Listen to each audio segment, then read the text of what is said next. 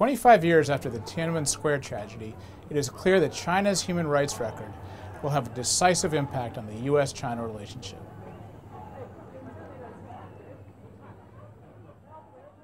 Human rights and democracy in China are still overlooked by U.S. policymakers. Here are 3 things you should keep in mind about the U.S.-China relationship. Today, the U.S.-China relationship is characterized by an intensifying security competition. What is often overlooked is what's going on in China that's causing that security competition. The government's abuse of its people's rights.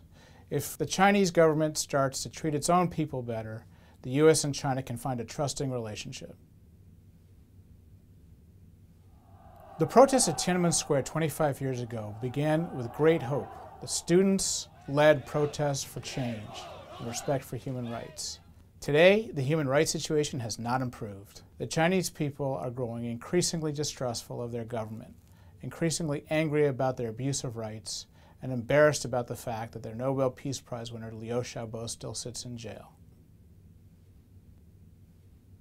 The United States needs to start refocusing on human rights and democracy in China, both as a moral obligation but also to better U.S.-China relations in the future.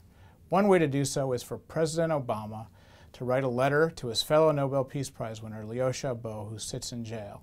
The Chinese Communist Party will try to censor the letter, but as we can see, with corruption being exposed at the highest levels of the party, nothing in China remains secret anymore.